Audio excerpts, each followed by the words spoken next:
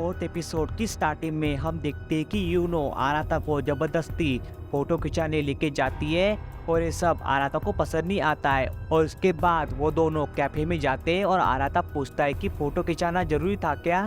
तो यूनो कहती है तुम भूल गए, हम हमेशा ही फोटो खिंचाते थे।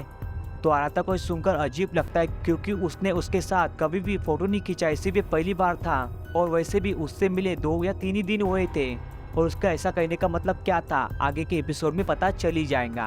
और तभी वहाँ पर रुई और हारुनो आ जाते और वो सब हागितो का इंतजार कर रहे होते क्योंकि हागितो ने उनसे कहा था कि वो यहाँ पर मिलेगा।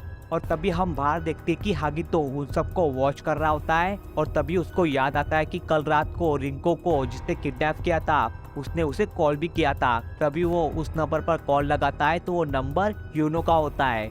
इसका मतलब कि यूनो ने रिंको को किडनैप किया था। यूनो ने रिंको को किडनैप किया है या फिर नहीं, ये आगे पता चली जाएगा।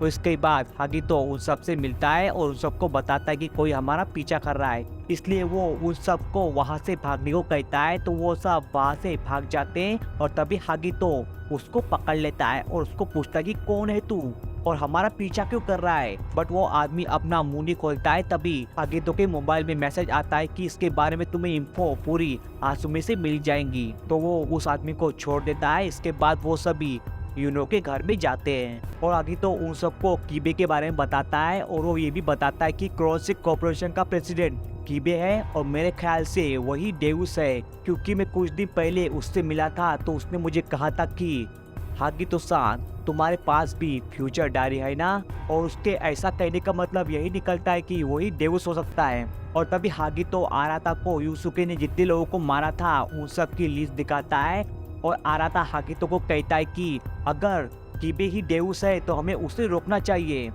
और आराता हागितो को ये भी कहता है कि क्या तुम मुझे कीबे से मिला सकते हो, मैं बस उससे इतना पूछना चाहता हूँ कि जब मेरे डैड मरे थे तो वो ऐसे कैसे गायब हो गए थे। तो हागितो कहता है कि तुम पागल हो गए हो क्या, अगर तुम उससे मिलोगे तो तुम्हें भी गायब कर देगा तुम्हारे डैड की तरह। और हागितो उन सबको वार्न करता है कि अच्छा ये होगा कि तुम सब इस सब से दूर रहो और हो सके तो इसी घर में रहो ताकि तुम सुरक्षित रह सको।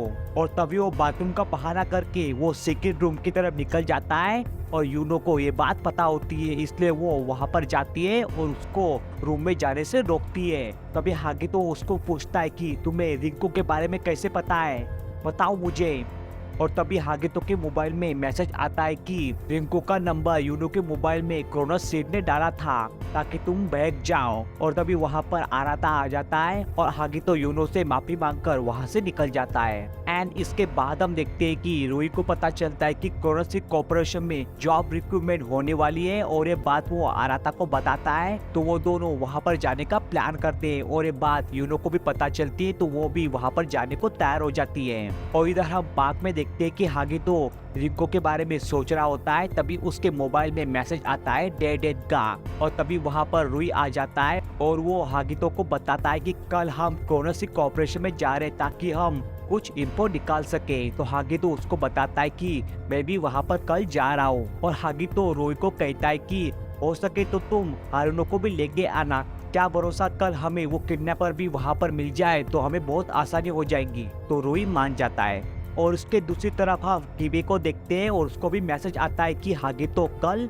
मरने वाला है और उसको पता चल जाता है कि कल उससे मिलने कुछ मेहमान आने वाले हैं, इसलिए वो पूरी तैयारी करके रखता है।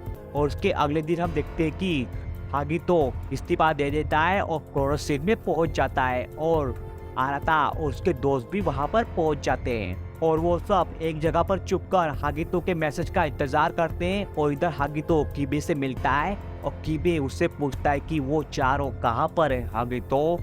तो हागितो कहता है कि मैं उनको फोन करूंगा तो वो यहाँ पर आ जाएंगे, उससे पहले ये बता कि रिंको कहाँ पर है।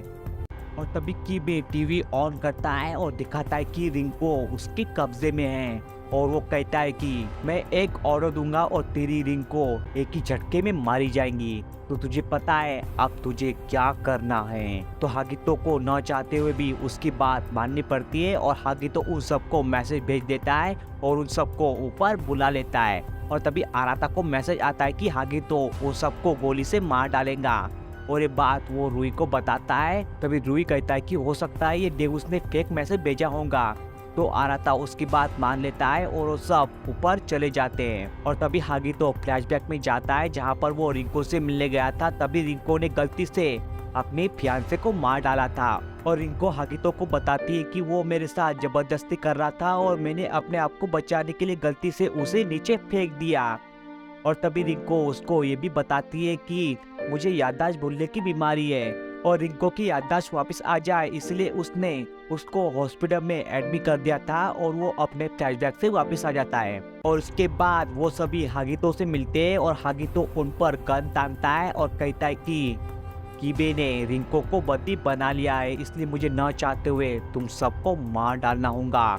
और वो ये कहकर उन सबको गोली से भून देता है और उसके बाद वो कीबे के पास जाता है और कहता है कि मैंने तेरा काम कर दिया, आप रिंको को छोड़ दे। और तभी कीबे उसे धोखा देता है और गोली से भून देता है और उसका फोन छीन लेता है और उसे तोड़ने वाला होता है। तभी हागितो उसको कहता है कि प्लीज मुझे लास्ट टाइम रिंको से बात करनी है। तो कीबे उसकी बात मान लेता है और रिंको से बात कराता है और हागितो रिंको को कहता है कि मुझे माफ कर देना, अब मैं तुम्हें नहीं बचा पाऊंगा। तो रिंको कहती है कि मुझे माफ कर देना, मैं जानबूझकर याददाश्त खोने का नाटक कर रही थी। तो हागितो कहता है कि मुझे बात पहले से पता थी, अब तुम्हें जो भी करना है अपने बलबूते पर करना होगा क्योंकि मैं इस दुनिया से जा रहा हूँ। तो ये सुनकर रिंको दुखी हो जाती है और वो चिल्लाने लग जाती है और हागितो उसको पूछता है कि तू ही डेउस है ना? तो कीबे उसको कहता है कि मैं डेउस नहीं हूँ। और तभी कीबे उसको स्क्रीन पर उन सभी डायरी होल्डर्स की